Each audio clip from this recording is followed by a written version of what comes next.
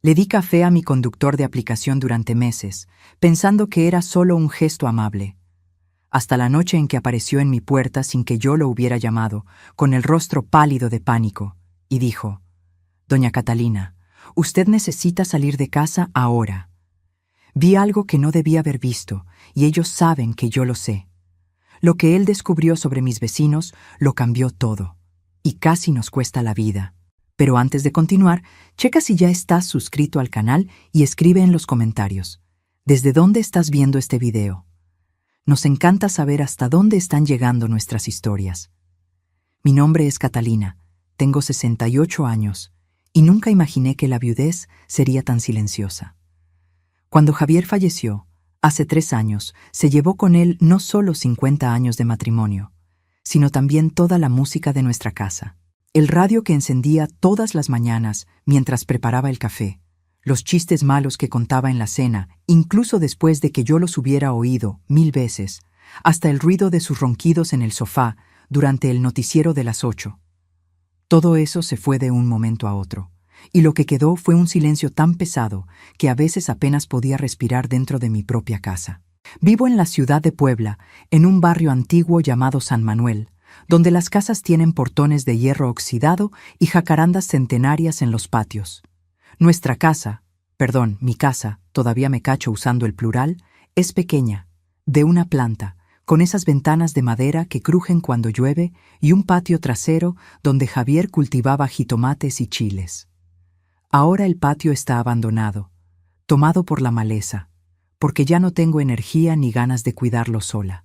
La casa entera tiene ese olor característico de los lugares donde vive gente mayor. Naftalina mezclada con jabón de coco y un toque de humedad en los rincones que ya desistí de intentar eliminar. Mi pensión como auxiliar administrativa apenas cubre los gastos básicos: agua, luz, gas, el súper, las medicinas para la presión y la diabetes que parecen estar más caras cada mes. Sobra tan poco que había dejado de comprar las cosas pequeñas que me daban gusto: una concha en la panadería, una revista de sopas de letras, flores para alegrar la sala. Fue así como, hace 6 meses, empecé a hacer unos trabajitos para completar el gasto. Una conocida de la iglesia me recomendó para cuidar a doña Guadalupe, una señora de 82 años que vive sola a 5 cuadras de mi casa. El trabajo no es difícil, pero es solitario de una manera distinta a mi propia soledad. Me quedo con ella desde las 7 de la noche hasta la 1 de la mañana, asegurándome de que se tome las medicinas a sus horas.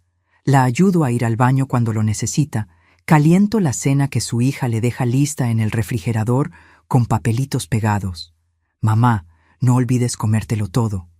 O «Doña Catalina, por favor, vea que se tome la pastilla azul a las 9 en punto».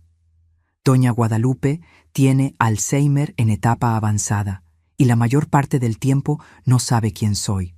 A veces me confunde con su hermana fallecida, llamándome Concepción y preguntándome si traje las cocadas que siempre le gustaron.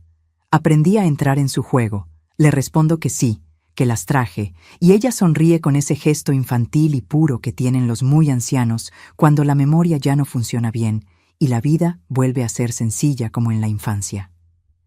El problema mayor, desde el principio, fue el transporte. Los primeros 2 meses tomaba el micro para ir y volver. Salía de casa a las 6:30, tomaba la ruta en la esquina, me bajaba 3 paradas después del Zócalo y caminaba el resto del trayecto hasta su casa. De regreso, era más complicado. El último transporte que pasaba cerca de mi casa era a las 11:30 de la noche, pero yo no podía salir del trabajo antes de la 1 de la mañana. Ese era el trato, y necesitaba todas esas horas para que el pago del día valiera la pena. Terminé teniendo que pedir taxi muchas veces, lo que se comía más de la mitad de lo que ganaba en la noche. Fue cuando mi nieta, Sofía, vino a visitarme un domingo y vio el montón de recibos de taxi en la mesa de la cocina. «Abue, te estás gastando una fortuna en esto», dijo, agarrando mi celular sin pedir permiso. «Déjate instalo una aplicación de transporte. Es mucho más barato y súper fácil de usar, mira». Empezó a deslizar el dedo en la pantalla con una velocidad que me mareó, hablando muy rápido sobre el registro, formas de pago, calificaciones de conductores. Yo fingí que entendía todo, pero por dentro estaba aterrada. La tecnología nunca ha sido lo mío. Apenas sé mandar mensajes de texto bien, y ahora tendría que pedir un coche extraño por una aplicación. Me tardé 2 semanas completas en tener el valor de usar eso. Todas las noches miraba el icono de la aplicación en la pantalla del celular. Pensaba en picarle, pero al final me arrepentía y llamaba al taxi de confianza. Hasta que un martes, el taxista que siempre llamaba me avisó que iba a salir de viaje y estaría fuera 10 días. Ahí fue cuando no tuve opción. Recuerdo perfectamente esa primera vez. Eran las 11 de la noche y me quedé 15 minutos enteros en la banqueta de la casa de doña Guadalupe, con el celular en la mano sudando frío, leyendo otra vez las instrucciones que Sofía me había dejado anotadas en un papel. Pícale aquí en el dibujo del carrito, pon la dirección a donde quieres ir, confirma el viaje, listo. Parecía simple cuando ella lo explicaba, pero mi mano temblaba tanto que me equivoqué de dirección 3 veces antes de atinarle. Cuando finalmente logré confirmar y vi el mensaje buscando conductor disponible, casi cancelo todo para regresarme corriendo a la casa. Entonces apareció: conductor encontrado, Marco llegará en 4 minutos. Tenía una foto pequeña de un muchacho joven y la placa del coche, un Tsuru blanco. Me quedé ahí parada en la banqueta, abrazada a mi bolsa, observando cada coche que pasaba hasta que vi el Tsuru acercándose despacio, con el conductor buscando los números de las casas. Cuando el coche se detuvo frente a mí y el joven bajó la ventana, casi me arrepiento de subirme. Parecía tener unos 20 y tantos años, lleno de tatuajes en los brazos, una gorra hacia atrás, música fuerte en el radio. Pero entonces sonrió y dijo con voz amable: ¿Usted es doña Catalina? Súbase, la voy a llevar con bien, no se preocupe. Algo en su voz me calmó. Me subí al asiento de atrás, apretando la bolsa en mi regazo, y él le bajó a la música sin que yo se lo pidiera. Ese primer conductor, Marco, no platicó mucho. Se la pasó todo el camino picándole al celular en los semáforos, contestando mensajes. Pero me dejó en mi casa en 10 minutos, me deseó buenas noches, y me di cuenta de que no había sido tan aterrador como imaginaba. Tal vez podría acostumbrarme a eso. En las semanas siguientes me llevaron varios conductores diferentes. Algunos platicaban, otros preferían el silencio. Algunos tenían coches limpios y con buen olor, otros no tanto. Aprendí a revisar la calificación antes de aceptar el viaje. Sofía me había enseñado eso. 5 estrellas o muy cerca de eso, abue. Si tiene menos de 4,5, cancela y pide otro. Fue en mi 12º viaje, un jueves de septiembre, cuando conocí a Ricardo. Era una noche de lluvia ligera, casi las 2 de la mañana, porque doña Guadalupe había tenido una crisis de ansiedad y tuve que quedarme hasta que se calmara por completo, cantándole canciones viejas que ella parecía reconocer en algún lugar profundo de su memoria. Cuando finalmente pude salir, estaba agotada y me dolían los pies. Pedí el viaje y, unos minutos después, vi un Jetta plata muy bien cuidado deteniéndose frente a la casa. Me sorprendió ver al conductor. Esperaba a otro joven, pero era un hombre de unos 50 y tantos años, tal vez 60, con el pelo canoso bien cortado, usando una camisa polo azul claro y lentes de armazón discreto. Se bajó del coche, algo que ninguno de los otros conductores había hecho, y me abrió la puerta de atrás. «Buenas noches, doña Catalina», dijo con una sonrisa amable. «Cuidado con el charco al subir». Me dio tanta pena esa gentileza inesperada que ni supe qué decir. Solo murmuré un gracias bajito y me subí al coche, acomodando la bolsa en mis piernas. El interior estaba impecable, oliendo a lavanda, y había una cajita de pañuelos desechables en el revistero del asiento de atrás junto con una botellita de agua. «Por si le da sed en el camino», explicó Ricardo, mirándome por el retrovisor con ojos amables y cansados. «¿Noche larga de trabajo?» «Larga y pesada», respondí, todavía un poco tensa. Doña Guadalupe estuvo muy inquieta hoy. «¿Usted es enfermera o cuidadora?» «Cuidadora, 3 noches a la semana, martes, jueves y sábados». Él asintió despacio, con ese modo respetuoso de quien realmente está poniendo atención a lo que dices, no solo haciendo plática por convivir. Trabajo importante, pesado, pero importante. Hizo una pausa antes de continuar. Mi mamá tuvo Alzheimer antes de fallecer hace unos 6 años. Sé lo difícil que es, cómo cansa no solo el cuerpo, sino principalmente el ánimo. Algo en su voz, en ese tono de comprensión genuina de quien de veras conocía el tema, hizo que se me hiciera un nudo en la garganta de forma inesperada. Hacía tanto tiempo que nadie platicaba conmigo como si fuera una persona real, con una historia, con sentimientos, y no solo una viejita invisible haciendo un trabajo invisible. Es difícil de veras, admití, sintiendo que las lágrimas querían asomarse. Sobre todo cuando me confunde con gente que ya no está. Cuando pregunta por su mamá, que murió hace 40 años, y me quedo sin saber si debo corregirla o simplemente seguirle la corriente. Seguirle la corriente es más amable, dijo Ricardo suavemente. Aprendí eso cuidando a mi mamá. La realidad de ella no es la nuestra, y no hay crueldad más grande que obligarla a enfrentar pérdidas que ella ya olvidó. Platicamos durante todo el camino hasta mi casa. Descubrí que Ricardo había sido gerente de banco por 23 años, hasta que la sucursal donde trabajaba cerró por un recorte de la empresa.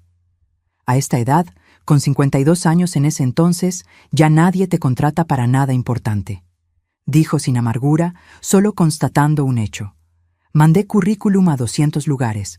Conseguí 3 entrevistas. Todas terminaron con ese «nosotros le hablamos», que significa «estás muy viejo». Así que empecé a manejar en aplicaciones. No es lo que soñé para esta etapa de mi vida, no es para lo que estudié y trabajé 40 años, pero paga las cuentas y me saca de la casa, me mantiene activo. Mantenerse activo es importante. Coincidí pensando en cómo yo misma casi me marchito los primeros meses tras la muerte de Javier, cuando no tenía motivo para salir de la cama. Quedarse quieto deja que uno piense de más. «Exactamente», dijo él, y nuestros ojos se encontraron por el retrovisor un breve segundo, y sentí que entendía perfectamente lo que yo quería decir. Cuando llegamos a mi calle, casi no quería bajarme del coche. Era muy reconfortante tener a alguien con quien platicar de verdad, alguien que me veía como un ser humano completo, y no solo como una función, una etiqueta, una señora mayor cualquiera. «Fue un gusto conocerla, doña Catalina», dijo Ricardo cuando se detuvo frente a mi portón. «Si necesita viaje de nuevo, suelo trabajar en esta zona la mayoría de las noches. ¿Quién sabe si nos volvemos a encontrar?» «Me gustaría mucho», respondí con sinceridad, y me di cuenta de que de veras me gustaría. En las 2 semanas siguientes, algo extraño y maravilloso empezó a pasar.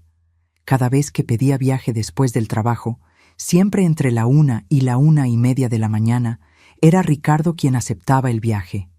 La primera vez pensé que era coincidencia. La segunda, pensé que tal vez de veras trabajaba mucho por esa zona. Pero a la tercera, cuarta, quinta vez, me di cuenta de que no era casualidad. En el 6º viaje con él, cuando me subí al coche y vi su sonrisa familiar en el retrovisor, le pregunté: «Ricardo, ¿esto es coincidencia o me estás esperando?» Él se rió, un poco apenado, y vi un ligero color rojo en sus mejillas. «Confieso que me he quedado conectado por esta zona específica a la hora que usted suele salir del trabajo. Es usted una pasajera muy agradable, doña Catalina. Hace la diferencia al final de una noche larga tener a alguien educado en el coche, alguien con quien se puede tener una plática de verdad.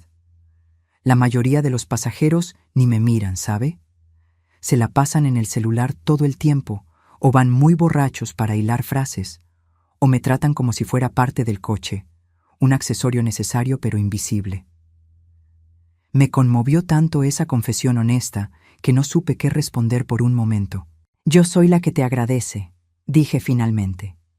«Estos 15 minutos contigo son la mejor parte de mi día de trabajo». Y era verdad. Nuestras pláticas se habían vuelto cada vez más profundas, más personales. Me contó sobre sus 2 hijos adultos que vivían en otros estados, uno en Querétaro, trabajando como ingeniero, otro en Monterrey, profesor de matemáticas.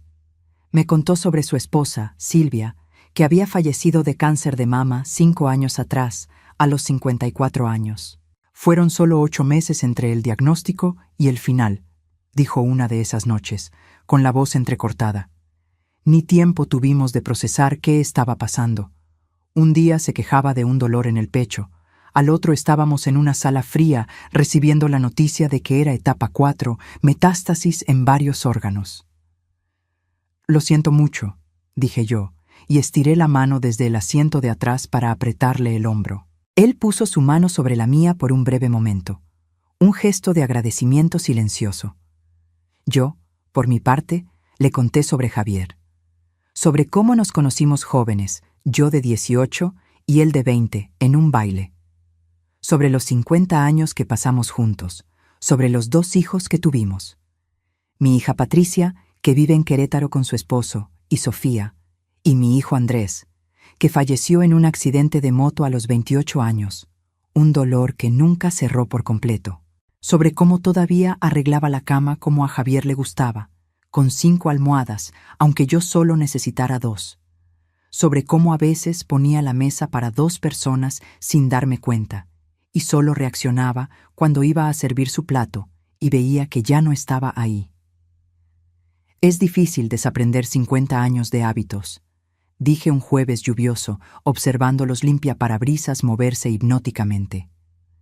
El cuerpo aprende una rutina y sigue dándole aunque el motivo de esa rutina ya no esté. Ricardo asintió con un movimiento de cabeza lento que demostraba que entendía exactamente, de corazón, lo que yo quería decir. Silvia solía despertarse a las 6 de la mañana todos los días, sin despertador, e iba directo a poner el café. El olor me despertaba. Era mi alarma. Meses después de que se fue, yo seguía despertando a las 6, esperando el olor a café, y cuando me daba cuenta de que no vendría, que nunca más vendría, era como si ella muriera otra vez, cada santo día. Nos quedamos en silencio un largo rato, 2 viudos solitarios navegando por las calles vacías de Puebla en la madrugada, unidos por la pérdida y por el intento de seguir viviendo, aunque las ganas a veces ya no estuvieran ahí. Fue en una de esas pláticas profundas, como un mes después de que empecé a viajar seguido con Ricardo, que tuve una idea. Estaba en el trabajo, haciendo té para mí y para doña Guadalupe, cuando pensé, ¿por qué no llevarle café a Ricardo? Nada muy elaborado, solo un gesto simple de reciprocidad, de reconocimiento por toda la amabilidad que me había mostrado. La noche siguiente, un martes, preparé un termo con café de olla antes de salir al trabajo. Le puse bastante azúcar porque lo había oído mencionar que le gustaba así. Mantuve el termo en mi bolsa toda la noche, y cuando llegó a buscarme, se lo entregué por la ventana antes de subirme al coche. «Esto es para ti», dije un poco apenada, de pronto insegura de si aquello no sería inapropiado. Ricardo miró el termo como si le hubiera dado oro. Sus ojos brillaron de una forma que me hizo notar que ese gesto sencillo significaba mucho más de lo que yo había imaginado. «No tenía por qué molestarse, doña Catalina», dijo, con la voz emocionada. «Lo sé, pero has sido tan amable conmigo, Ricardo. Es poca cosa, pero quería agradecerte de alguna forma». Sostuvo el termo con las 2 manos por un momento, como si estuviera absorbiendo no solo el calor del café, sino el cariño detrás de él. «Gracias, doña Catalina. De veras, no tiene idea de cuánto significa esto». Pero yo sí tenía idea, porque sabía exactamente lo que era ser invisible, ser tratada como una función en vez de como persona. Sabía cómo un detalle de reconocimiento podía hacer toda la diferencia entre sentirse humano o sentirse desechable. A partir de esa noche, el café se volvió una tradición sagrada. Yo lo llevaba. Él agradecía con esa sonrisa genuina que iluminaba su rostro cansado y platicábamos durante los 15 minutos hasta mi casa de todo y de nada. Me contó sobre los pasajeros difíciles que a veces le tocaban. Borrachos agresivos, chavos que dejaban el coche hecho un asco, parejas peleando horrible en el asiento de atrás. Me contó sobre las noches largas, a veces 12, 14 horas manejando solo para sacar algo decente de dinero. Sobre la soledad de trabajar solo toda la noche, cómo las horas entre las 2 y las 5 de la mañana parecían eternas cuando no había movimiento. Yo le contaba sobre los retos de cuidar a doña Guadalupe, sobre las noches en que se ponía inquieta, asustada, sin reconocer dónde estaba y tratando de salirse para irse a su casa, un síntoma común del Alzheimer. Sobre lo agotador que era entrar en su mundo confundido, donde el pasado y el presente se mezclaban. Pero también sobre los momentos bonitos, cuando cantaba canciones viejas perfectamente, recordando cada palabra, o cuando me tomaba la mano y decía, «Gracias por quedarte conmigo», en uno de sus raros momentos de lucidez. Después de 2 meses viajando con Ricardo 3 veces por semana, ya no era solo mi conductor. Era mi amigo, el punto más alto de mis martes, jueves y sábados. Esos 15 minutos de plática en su coche, en el silencio de la madrugada, eran más reconfortantes que cualquier otra interacción social que tuviera en la semana. La misa de los domingos estaba llena de gente, pero era superficial. «Buenos días. ¿Cómo está? Nos vemos». Mis pláticas por teléfono con Patricia eran necesarias pero siempre apuradas, ella siempre con 1000 cosas que hacer. Pero con Ricardo podía hablar de veras, podía ser yo misma. Fue un martes, el 23 de octubre, cuando todo empezó a cambiar. Y cambió de una forma que jamás pude prever, de una forma que casi nos cuesta todo. La noche había empezado totalmente normal. Doña Guadalupe estaba en uno de sus días más tranquilos, casi lúcida por momentos. Vimos juntas un programa de concursos viejo que pasaban en un canal de cable, de esos de los años 70 que le encantaban, con conductores de trajes feos y peinados raros. Se rió a ratos, tarareó canciones y cuando llegó la hora de las medicinas a las 8:30, se las tomó todas sin rezongar, lo cual era raro.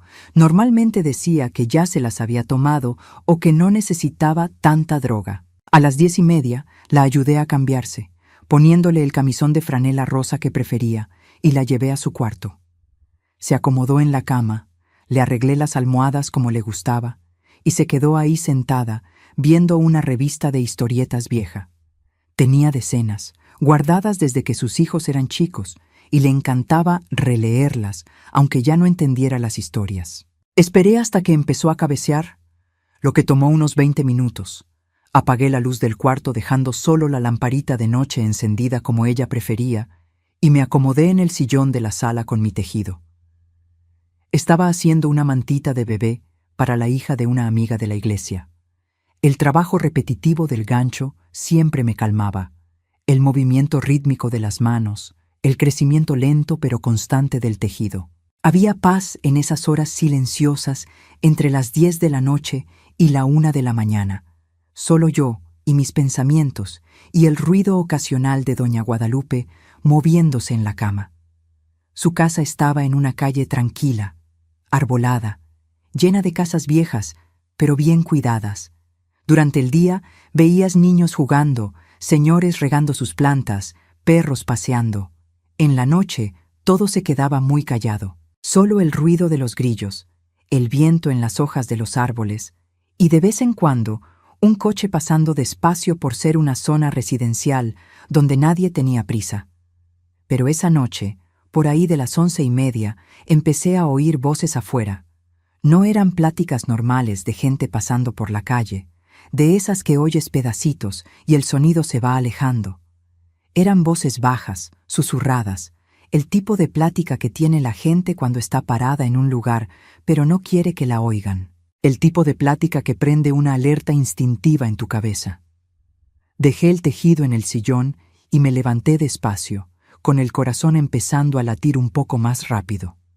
Caminé hasta la ventana de la sala, esa ventana grande con cortinas pesadas de terciopelo verde que doña Guadalupe insistía en dejar porque eran de su madre. Aparté la cortina apenas lo suficiente para hacer una rendija y me asomé. La calle estaba mal iluminada. El poste más cercano estaba 2 casas adelante, lanzando una luz amarillenta débil que apenas llegaba al frente de la casa. Pero logré ver lo suficiente para que se me revolviera el estómago. Había 2 figuras paradas junto a una camioneta oscura, estacionada justo frente al portón.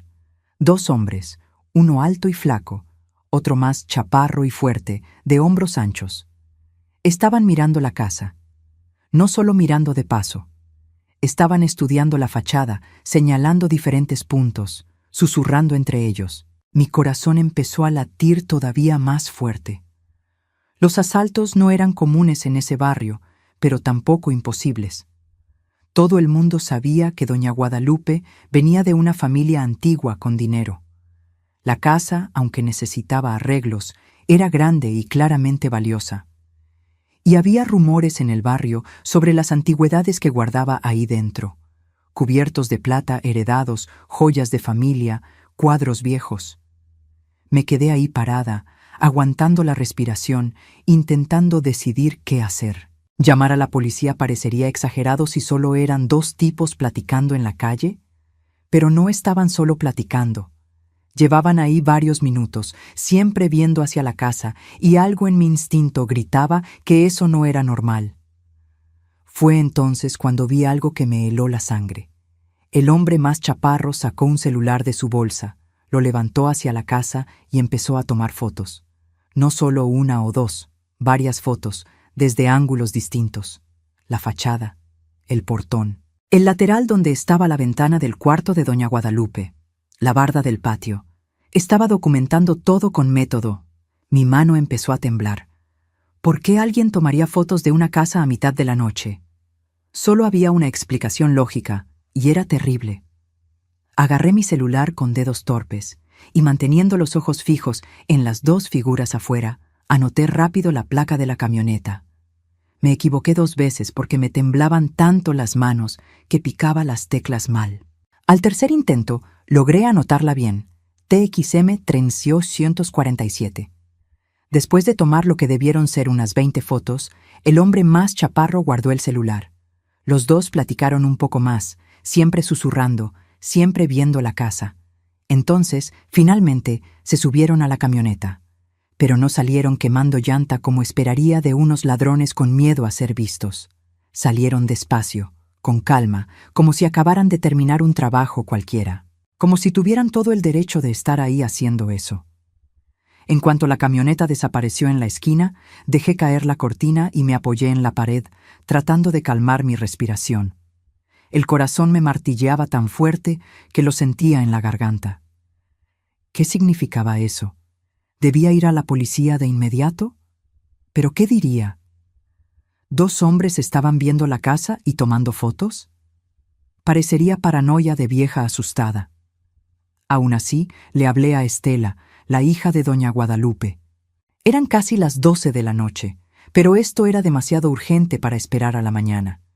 El teléfono sonó varias veces antes de que contestara, con voz soñolienta y preocupada. ¿Doña Catalina? ¿Pasó algo con mi mamá? Su mamá está bien, me apuré a decir. Pero acaba de pasar algo raro aquí afuera y pensé que debía saberlo. Le conté todo. Los 2 hombres, la camioneta, las fotos. Estela se quedó callada un largo rato después de que terminé. «Dios mío», dijo finalmente. «¿Usted cree que planean meterse a la casa?» No sé qué pensar, pero me pareció muy sospechoso, Estela, muy planeado. Voy a llamar a la policía ahorita mismo para reportarlo, y mañana veo qué puedo hacer para reforzar la seguridad. Tal vez cámaras o una alarma mejor. Doña Catalina, ¿usted está bien? ¿Tiene miedo? Estaba aterrada, pero no lo dije. Estoy bien. Las puertas y ventanas están bien cerradas. Quiero que me hable si pasa cualquier otra cosa rara, lo que sea. Y doña Catalina, de veras gracias por estar atenta. Mucha gente ni cuenta se hubiera dado o no le hubiera importado. Después de colgar, ya no pude volver al tejido. Me la pasé dando vueltas por la casa, revisando todas las chapas, todas las ventanas, asomándome por las cortinas a cada ruido. La hora de la 1 de la mañana tardó una eternidad en llegar. Cuando finalmente terminé mi turno y pedí el viaje, estaba agotada mentalmente. El Jetta plata de Ricardo apareció 3 minutos después. Me subí al coche con mi termo de café para él, pero me temblaban tanto las manos que casi se me cae al entregárselo. «Doña Catalina, ¿está bien?», preguntó Ricardo de inmediato, viéndome por el retrovisor con preocupación obvia. «Está muy pálida». Le conté todo mientras manejaba. Sobre los dos hombres, la camioneta, las fotos. Escuchó en silencio total, pero vi que su rostro se ponía cada vez más serio, apretando el volante con más fuerza. ¿Anotó la placa?, preguntó cuando terminé. Sí, la anoté. Se la pasé a la hija de doña Guadalupe. Dijo que iba a hacer el reporte.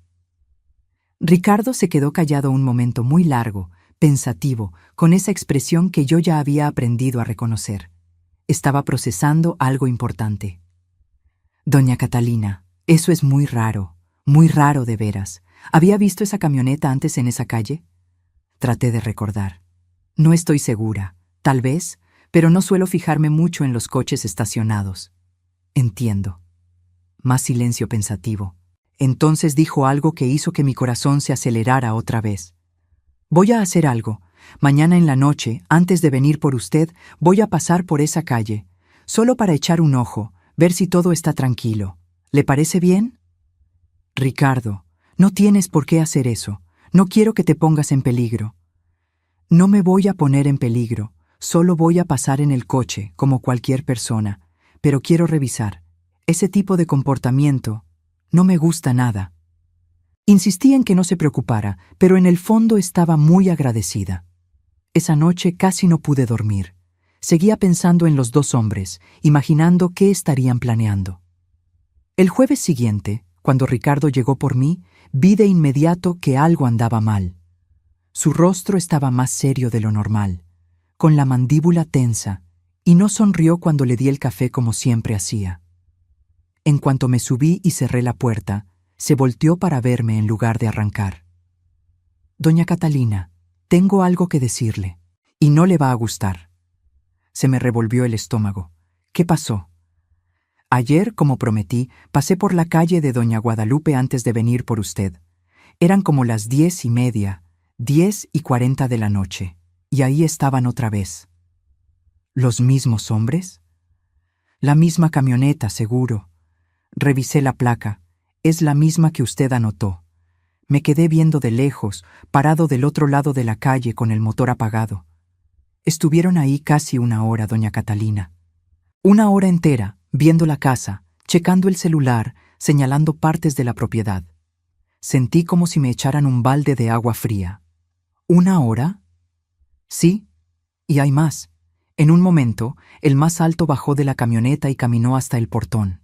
No intentó abrirlo, pero se quedó ahí parado varios minutos, viendo las chapas, las bisagras, como evaluando qué tan difícil sería forzarlo. Dios mío. Mi voz salió en un susurro asustado. Ricardo me puso la mano en el hombro, tratando de consolarme. Doña Catalina, no quiero asustarla más de lo necesario, pero esto no es comportamiento de rateros que pasan por ahí. Esto es planeación, vigilancia organizada. Lo que sea que traen entre manos es serio y pensado. Tengo que decirle a Estela otra vez. Tengo que... Ya hablé con ella, interrumpió Ricardo suavemente. Conseguí el número por el reporte que ella hizo. Tengo un amigo policía en el Ministerio Público y me dejó verlo. Le hablé y le conté lo que vi. Se preocupó mucho y dijo que va a contratar seguridad privada para que cuiden la casa en la noche. Me quedé mirándolo, conmovida por tanto cuidado. Ricardo, no tenías que... Claro que sí. Usted y doña Guadalupe están en peligro. No puedo simplemente ignorarlo. Manejamos en silencio unos minutos. Entonces dijo algo que me hizo saltar el corazón otra vez. Doña Catalina, hay otra cosa que debo decirle. Tal vez sea paranoia mía, pero... Hoy, como a las 9 de la noche, tuve que recoger a un pasajero allá por San Manuel y pasé por la calle de usted. Se me paró el corazón. ¿Y? Y vi la misma camioneta estacionada 3 casas antes de la suya, los mismos 2 hombres adentro. El mundo pareció irse de lado.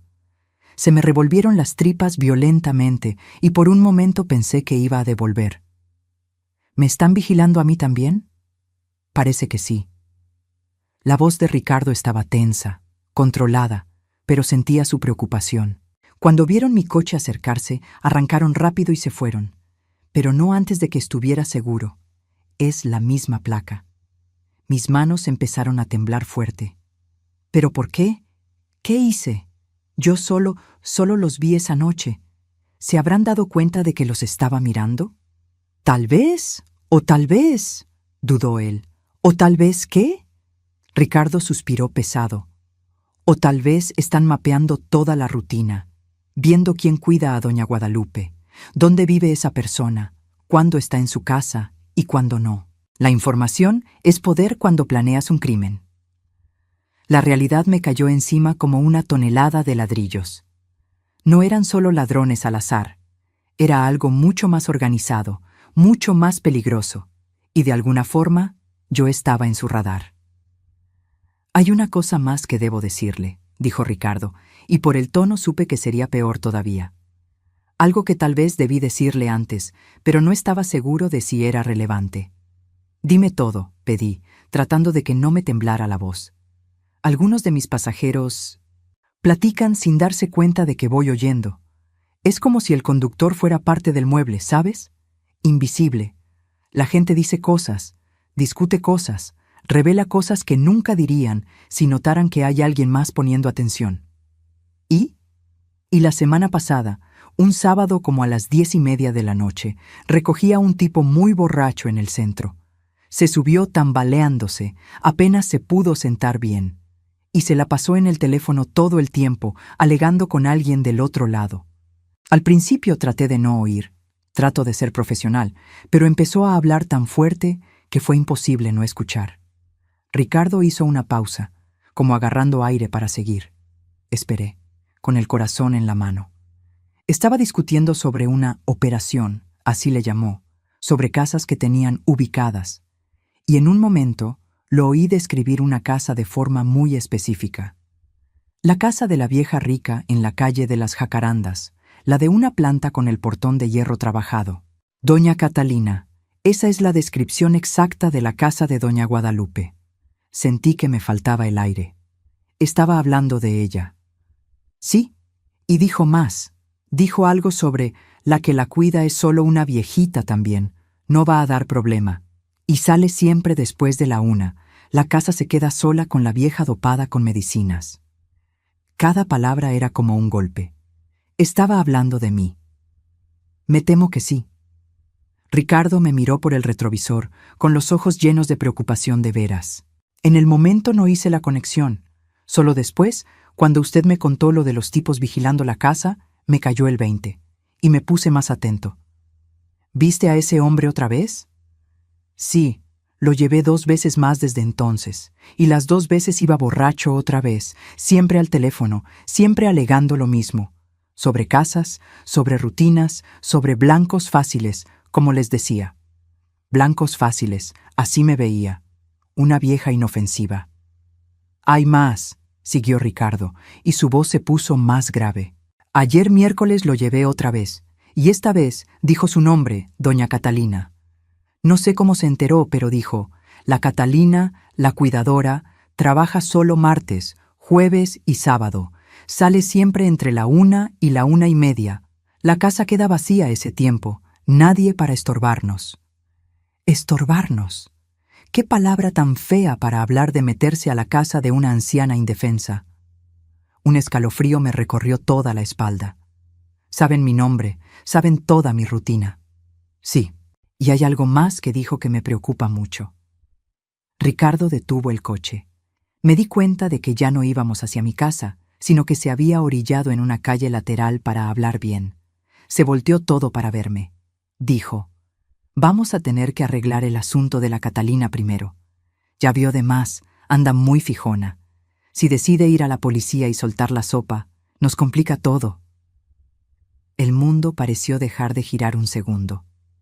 Arreglar el asunto, repetí, con voz débil. Quiso decir, no sé exactamente qué quiso decir, pero doña Catalina, cuando unos delincuentes hablan de arreglar a una persona que les estorba, rara vez es algo bueno. Puede ser asustarla, puede ser algo peor. No pude hablar. Solo me quedé ahí sentada, procesando el horror. Unos hombres que ni conocía estaban planeando hacerme daño porque tuve la mala suerte de estar en el lugar equivocado a la hora equivocada, y ver algo que no debí. Ricardo esperó paciente a que yo digiriera aquello, dejándome tener mi pánico en silencio. Cuando pude hablar de nuevo, mi voz temblaba. «¿Qué hago, Ricardo? ¿A dónde voy?» Lo primero, no se puede quedar sola. No puede ir a su casa hoy. «¿Pero dónde me voy a quedar? No tengo familia aquí. Mi hija está en Querétaro. Mis amigas son todas señoras que apenas pueden con ellas mismas». «Se puede quedar en mi casa», dijo él sin dudarlo ni un segundo. «Tengo un cuarto de visitas que uso de bodega, pero lo puedo arreglar. Usted se queda el tiempo que sea necesario». «Ricardo, no puedo aceptar eso. Ya me ayudaste mucho. No puedo». «Puede y va a aceptar». Su voz era firme, no aceptaba un no. «Doña Catalina, esos tipos saben dónde vive, saben su rutina, y hablan de arreglar su asunto. No hay forma de que la deje volver a su casa sola hasta que esto se resuelva. Pero te voy a molestar, te voy a revolver la vida, Afu. Usted me trajo café cada vez que me vio estos últimos 2 meses», interrumpió Ricardo, con voz más suave. «Me habló como si yo fuera una persona de verdad, no solo un conductor invisible. Me hizo sentir visto, valorado, humano. ¿Y cree que no voy a hacer todo lo que esté en mis manos para protegerla ahora?» Se me llenaron los ojos de lágrimas. «Es solo café. No es solo café. Nunca fue solo café. Fue amabilidad, fue humanidad, fue conectar en un mundo donde la mayoría ya ni se ve a los ojos. Y eso vale más de lo que usted se imagina». Me solté a llorar de veras, soltando todo el miedo y la tensión de los últimos días. Ricardo estiró la mano hacia atrás y tomó la mía, apretándola fuerte. «Vamos a solucionar esto», dijo. «Pero primero, usted tiene que estar a salvo, así que vamos a hacer esto. La llevo a su casa ahorita, rápido. Usted agarra algo de ropa y lo más importante. Yo me quedo en el coche con el motor prendido, vigilando la calle. 5 minutos, no más. De ahí nos vamos directo a mi casa. ¿Y mañana? Mañana vamos a la policía. Juntos. Yo cuento todo lo que oí. Enseño todos los viajes que hice con ese tipo en la aplicación. Todos se quedan guardados, con fecha y hora. Y usted cuenta lo que vio. Con suerte, será suficiente para que abran una investigación». Asentí, tratando de calmarme. Ricardo tenía razón. Había que actuar, pero con cuidado. 15 minutos después, estábamos frente a mi casa. Ricardo insistió en entrar conmigo, revisar cada cuarto antes de dejarme empacar. Todo estaba normal, pero igual no me sentía segura. Eché ropa en una maleta chica, mis medicinas, papeles importantes, la foto de Javier que estaba en mi buró. Cuando íbamos saliendo, Ricardo se paró en la puerta. «Espere, quiero revisar algo». Fue al patio de atrás y yo lo seguí. Señaló unas marcas en la tierra mojada cerca de la ventana de la cocina. «Alguien estuvo aquí. ¿Ve estas huellas? Son recientes. Llovió antier, así que son de después de la lluvia». Se me heló la sangre. ¿Intentaron meterse? ¿O estaban viendo qué tan fácil era? «Doña Catalina, vámonos, ya». Salimos rápido y Ricardo manejó mucho más rápido de lo común hasta su departamento. Todo el camino se la pasó viendo el retrovisor para ver si no nos seguían. Su departamento estaba en una unidad habitacional sencilla, pero bien cuidada del otro lado de la ciudad. 3er piso, sin elevador, pero él insistió en cargar mi maleta. El departamento era chico. Sala con cocina, 2 cuartos chiquitos, un baño.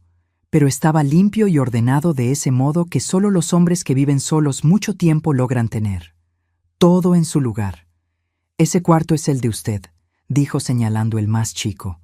«Tiene unas cajas de cosas viejas que voy a sacar, pero la cama es buena. Cambio las sábanas cada semana aunque no la use». Insistió en que me tomara un té, que me instalara, que descansara. Pero ¿cómo iba a descansar sabiendo que había tipos peligrosos queriendo hacerme algo? Me senté en su sillón, abrazando la taza de manzanilla que me preparó, tratando de entender cómo mi vida se había descuadrado tan rápido. Hace 3 días, yo era solo una viuda solitaria trabajando para completar el gasto. Ahora estaba escondida en casa de un amigo porque unos delincuentes decían que yo era un problema. Ricardo se sentó a mi lado, respetando mi espacio. Todo va a estar bien, doña Catalina. Se lo prometo. Vamos a resolver esto. ¿Cómo puedes estar tan seguro? Se quedó callado un buen rato antes de contestar. Porque una vez fallé en proteger a alguien que debía proteger. Y me juré que nunca dejaría que pasara de nuevo. ¿De qué hablas? Suspiró profundo. Mi hija, no la que vive en Querétaro, sino la más chica, Mariana. Tenía un novio hace unos 5 años, cuando vivía aquí en Puebla. Un tipo que parecía buena onda, educado, con buen trabajo. A todos nos caía bien. Pero Mariana empezó a decir cosas raras. Que él llegaba a lugares donde ella estaba sin haber quedado. Que siempre parecía saber a dónde había ido, con quién. Que le hablaba 1000 veces al día para saber dónde andaba. Supe por dónde iba la cosa y se me apretó el corazón. No le hice caso como debía, siguió Ricardo, con voz arrepentida. Pensé que exageraba, que era dramática. Le dije que era señal de que la quería mucho, que eran celos normales. Silvia, mi esposa, también se preocupó, pero yo la convencí de que todo estaba bien. Y entonces, una noche, el novio se metió al departamento de Mariana. Le pegó. Muy feo. Le rompió la nariz, unos dientes, 3 costillas. Dios mío, susurré horrorizada. Estuvo en el hospital una semana, y cuando salió, me dijo que ya no quería vivir en Puebla, que necesitaba empezar de cero en otro lado, lejos de todo lo que le recordara eso. Se mudó a Monterrey 2 meses después y casi no me habla desde entonces. No porque esté enojada, al menos no lo dice, sino porque cada vez que habla conmigo, se acuerda de que no le creí cuando más lo necesitaba, que no la protegí. Unas lágrimas corrían en silencio por su cara. Así que ahora pongo atención, doña Catalina, mucha atención. Escucho cuando la gente habla, aunque crean que nadie oye. Noto cuando alguien menciona cosas raras, comportamientos sospechosos. Porque le fallé a mi hija, pero no le voy a fallar a usted. No voy a dejar que le pase nada malo por hacerme el que no ve. Estiré la mano y tomé la suya. Ricardo, lo que pasó con tu hija no fue tu culpa, pero lo fue. Pude haberle creído, pude haber tomado en serio lo que sentía y no lo hice. Voy a cargar con eso siempre, pero le aseguro que aprendí la lección. Nos quedamos ahí sentados en silencio, 2 personas mayores marcadas por la pérdida y el arrepentimiento, unidos por la suerte y por la decisión de cuidarnos. Dormí fatal esa noche, como era de esperarse. Cada ruido en el edificio me hacía saltar. Pasos en el pasillo, alguien cerrando una puerta, el elevador que rechinaba. Pero saber que Ricardo estaba ahí al lado y que le había echado candado y cadena a la puerta, me ayudaba un poquito. A la mañana siguiente, viernes, Ricardo se despertó temprano y preparó desayuno. Pan tostado, huevos, fruta. «Hay que comer bien», dijo. «Va a ser un día largo». A las 9 fuimos directo a la delegación más cercana. Ricardo había buscado y escogió una que estaba en otro barrio, no la de San Manuel donde yo vivía. Le preocupaba que si esos tipos de veras tenían contactos en la policía, como el borracho dijo, fuera en la delegación local. Estuvimos 3 horas declarando. Yo conté todo lo de esa noche, lo de los hombres vigilando la casa de doña Guadalupe, lo de la camioneta cerca de mi casa. Ricardo contó lo de los viajes con el borracho, lo que había oído. El policía que nos atendió, un investigador mayor de pelo gris y cara cansada que se presentó como el comandante Mendoza, hizo muchas preguntas y anotó todo. ¿Tiene los registros de esos viajes en la aplicación?, le preguntó a Ricardo. Sí, todos. Con fecha, hora, de dónde a dónde. Se los puedo mandar. Por favor, ¿y de esas pláticas que oyó, el pasajero no se dio cuenta de que usted escuchaba? No, iba muy borracho siempre, y la gente suele tratarme como si no estuviera, por desgracia. El comandante Mendoza asintió con una sonrisa triste. Entiendo bien. Yo mismo fui taxista años antes de entrar a la policía. Sé cómo es. Nos aseguró que abriría una investigación, que checaría los registros, que trataría de identificar al pasajero y a la camioneta. Pero debo ser honesto, dijo. Estas cosas toman tiempo, y mientras tanto, doña Catalina tiene que cuidarse. Si esa gente es tan organizada como parece, y si de veras la ven como amenaza, no se van a quedar de brazos cruzados. Se está quedando en mi casa, avisó Ricardo, y no va a volver a la suya hasta que esto se aclare. Buena decisión. Y les sugiero que no sigan rutinas, no tomen siempre el mismo camino, no salgan a la misma hora, cambien. Salimos de la delegación con esa sensación rara de cuando haces todo lo que puedes pero sabes que no basta. Sí, la policía ya sabía. Sí, iban a investigar. Pero ¿y mientras? ¿Cuánto tardarían? ¿Y los tipos de la camioneta se iban a quedar esperando a que los agarraran o iban a actuar antes? Ricardo me llevó de vuelta al departamento, pero antes pasamos al súper. ¿Necesita cosas personales, jabón, algo así?, preguntó. Me di cuenta de que sí. Había salido de casa tan rápido que ni pensé en eso. En el súper, mientras caminábamos por los pasillos escogiendo champú y pasta de dientes, tuve un momento de normalidad muy extraño. Ahí estábamos, dos viejitos comprando juntos como cualquier pareja. Pero no éramos pareja, y estas no eran circunstancias normales. Estaba comprando jabón porque estaba escondida, con miedo de que me atacaran unos criminales que decían que yo era un problema. ¿Está bien?, preguntó Ricardo suave, sacándome de mis pensamientos, solo tratando de entender cómo mi vida se puso de cabeza tan rápido. Lo sé, es mucho que procesar. Cuando llegamos al departamento, sonó mi celular. Era Estela. Doña Catalina, ¿dónde está? Fui a su casa hoy temprano para hablar de la seguridad y no estaba. Le expliqué todo. Lo de las amenazas, lo de estar en casa de Ricardo, lo del reporte policial. Se quedó fría. Dios mío, todo esto por mi culpa. Si no le hubiera pedido que cuidara a mi mamá. No es culpa suya, Estela. Para nada. Esos tipos son los delincuentes. La culpa es de ellos. Igual me siento fatal. Mire, doña Catalina, entiendo perfecto si ya no quiere venir a trabajar hasta que esto se resuelva. Yo busco a alguien más, no se preocupe. Lo pensé un momento. Necesitaba el dinero. Lo necesitaba mucho. ¿Pero sería seguro seguir yendo? Déjeme pensarlo y le hablo mañana, contesté. Después de colgar, Ricardo dijo: creo que no debería volver ahí hasta que estemos seguros de que no hay peligro. Pero necesito el dinero. Lo entiendo, pero el dinero no sirve de nada si usted no está aquí para gastarlo. Tenía razón, claro, pero la idea de quedarme quieta, escondida, esperando que otros resolvieran mi problema, me calaba. Me había pasado la vida haciendo las cosas por mí misma, sin depender de nadie más que de Javier. Y ahora dependía de la bondad de un amigo, sin trabajo, sin casa a donde volver. El fin de semana pasó en una nube rara. Ricardo salió a trabajar. Él también necesitaba el dinero, no podía dejar de manejar solo para acompañarme.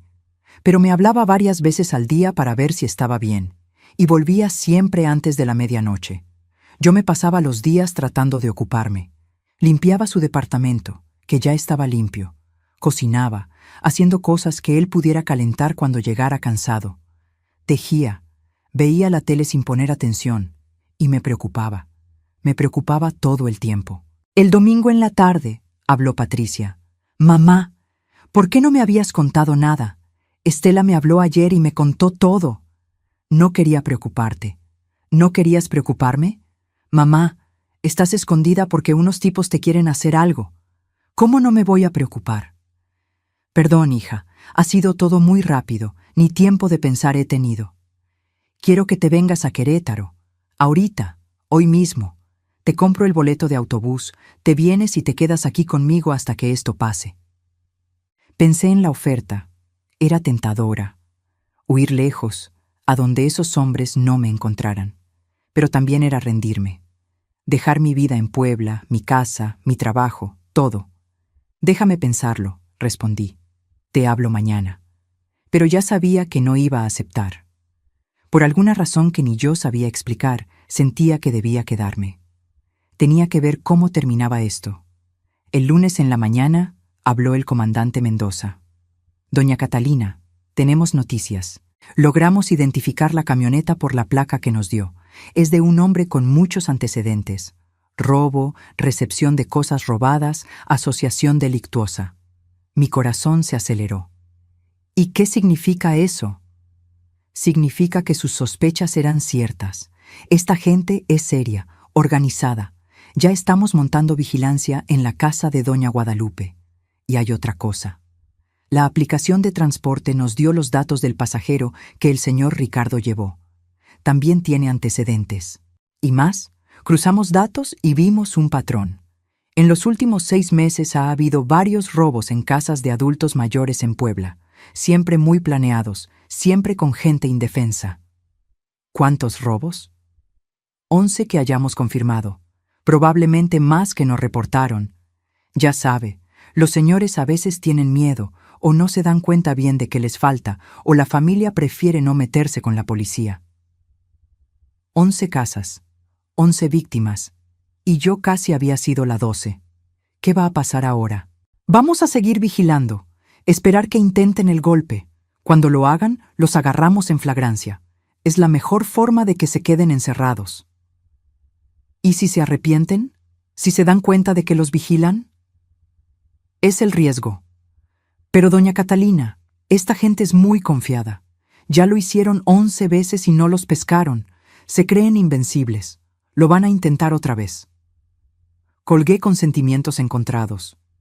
Por un lado, qué bueno que avanzaban. Por otro, seguía siendo rehén de la situación, esperando que unos criminales hicieran algo para que los pudieran atrapar. Ricardo, que oyó mi parte de la plática, dijo: «Al menos ya están haciendo algo. Eso es bueno». Lo sé. Solo quisiera que fuera más rápido. Esa semana fue de las más largas de mi vida. Me quedaba en el departamento de Ricardo en el día, tratando de no pensar. En la noche, él llegaba y cenábamos, platicando de todo menos de eso, tratando de estar normales. El miércoles, algo cambió. Ricardo llegó a casa más temprano de lo común, como a las 9 de la noche, con una cara rara. «¿Qué pasó?», pregunté luego. Lo llevé otra vez, al pasajero borracho. Se me apretó el estómago. ¿Y? Y estaba hablando de la operación otra vez, pero esta vez dijo algo diferente. Dijo que habían decidido posponer lo de la vieja de la calle de las Jacarandas, que había mucha policía cerca. ¿Saben que la policía vigila? Parece que sí. Pero hay más, doña Catalina. Dijo otra cosa. Dijo, pero la otra vieja, la Catalina, ella sigue siendo un clavo. Hay que arreglar eso ya, antes de que nos dé más lata. El miedo que se me había quitado un poco volvió con todo. No se han olvidado de mí. No. Y quedó muy claro en lo que decía que no están hablando solo de asustarla. Doña Catalina, ese hombre dijo así: si tiene que desaparecer, la desaparecemos. Ya lo hemos hecho antes. Desaparecer. La palabra me retumbó en la cabeza. Estaban hablando de matarme. «Tengo que hablarle al comandante Mendoza», dije, agarrando el celular con manos que me temblaban. Pero antes de que pudiera marcar, oímos un ruido fuerte en el pasillo, luego otro, y voces de hombres gritando: «¡Abre la puerta! Sabemos que estás ahí dentro, vieja». Ricardo y yo nos vimos, con el terror en la cara. Nos habían encontrado. Ricardo se movió rápido. «Al baño, ahora, échale llave». «¿Pero y tú?» «Voy a detenerlos lo más que pueda. Vete». Corrí al baño mientras Ricardo agarraba el teléfono, marcando a la policía. Lo oí reportando a gritos lo que pasaba, dando la dirección. Oí a los tipos en el pasillo amenazando con tirar la puerta. Oí el ruido de algo pesado pegándole a la madera.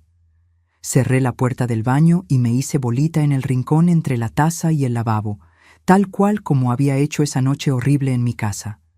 Solo que ahora era peor, porque no estaba sola. Ricardo estaba allá afuera, poniéndose entre el peligro y yo. Se oyó madera rompiéndose. Habían logrado tirar la puerta. Voces gritando: «¿Dónde está la vieja? ¿Dónde?». La voz de Ricardo, firme aunque yo sabía que tenía miedo: «No está aquí, y la policía ya viene para acá». Mentiroso. Un golpe. Luego un quejido de dolor. Le habían pegado a Ricardo. Lloraba en silencio. Era mi culpa. Él se estaba lastimando por mi culpa. Se oían puertas abriéndose fuerte. Estaban buscando en todos los cuartos. Pronto llegarían al baño. Entonces, como un milagro, las sirenas. Varias acercándose rápido. ¡La policía! ¡Vámonos, rápido! Ruidos de pasos corriendo, cosas cayendo y luego más sirenas, ya muy cerca. Voces de policías gritando: ¡Quietos! ¡Manos arriba! Me quedé en el baño temblando hasta que oí una voz de mujer del otro lado. «Señora, ¿está ahí? Ya pasó todo, puede salir. Está aquí la policía». Abrí la puerta con las manos tan temblorosas que apenas pude mover la perilla. Una policía joven estaba ahí, y atrás vi el departamento hecho un desastre. Muebles tirados, la puerta de entrada rota, astillas por todos lados. Y Ricardo sentado en el sillón, con un paramédico atendiéndolo, con un corte feo en la frente que sangraba. «¡Ricardo!». Corrí hacia él. «Estoy bien», dijo, tratando de sonreír pero con una mueca de dolor. «Es solo un raspón. Pudo ser peor». Habían atrapado a los dos tipos. El comandante Mendoza llegó 20 minutos después, viendo todo. «Los agarramos», dijo con satisfacción. «En flagrancia, con armas, invasión, agresión. Y cuando investiguemos bien, seguro hallamos pruebas de los otros robos. Doña Catalina ya está segura». Pero no me sentía segura. Estaba agotada, traumada, y me sentía muy mal por haber puesto a Ricardo en peligro. Pasamos esa noche en la delegación declarando más. A Ricardo le tuvieron que dar puntos en la frente. 5 puntos que le dejaron una cicatriz para siempre. Una marca que yo le había causado. No fue su culpa. Insistió por 10ª vez cuando volvimos al departamento, o lo que quedaba de él, en la madrugada. Nada de esto fue culpa suya, doña Catalina. Pero sí, si no hubiera visto a esos hombres, si no hubiera dicho nada, tú no estarías lastimado, tu casa no estaría rota. Y a doña Guadalupe seguro le robaban y tal vez le hacían algo. Y esos tipos seguirían haciéndole lo mismo a otros señores. Usted hizo lo correcto, siempre lo hizo. En las semanas siguientes, la investigación se hizo más grande. Los 2 tipos que agarraron empezaron a soltar todo, queriendo negociar. Llevaron a la policía con un tercero, el jefe de todo. Encontraron con ellos cosas robadas de 6 de las 11 casas. Las otras víctimas aparecieron. Salió que vigilaban por semanas o meses antes de cada robo. Veían rutinas, buscaban debilidades, lo planeaban todo. De veras tenían un contacto en la policía local. Un policía corrupto que les avisaba de investigaciones y que también fue a dar a la cárcel. El pasajero borracho que Ricardo llevaba era el jefe. Resultó que bebía no solo para festejar sus robos, sino porque ya tenía un problema con el alcohol. Y cuando bebía, hablaba de más. Su punto débil que acabó tirando a toda la banda. Las grabaciones que Ricardo hizo fueron pruebas clave. Los 3 hombres fueron sentenciados. El jefe a 15 años, los otros 2 a 10 cada uno. Volví a mi casa 6 semanas después de que los agarraron. Ricardo insistió en ir conmigo. Me ayudó a limpiar todo, puso mejores chapas, alarma y cámaras. «Para que yo esté tranquilo», dijo cuando quise reclamarle por el gasto. Estela me pidió que volviera a cuidar a doña Guadalupe con un aumento de sueldo. «Después de todo lo que pasó, es lo mínimo», dijo. Acepté, pero solo cuando vi que la casa ya tenía seguridad privada en las noches también. Ricardo siguió siendo mi conductor 3 veces a la semana.